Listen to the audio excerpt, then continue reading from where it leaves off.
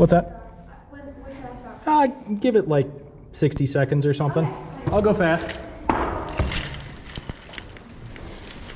What'd you think? Something wrong? No, I'm gonna go up and record. Oh, wow. Did you make it to the top? No. Aw, come on now. This is so fun. This might be your only shot. I know.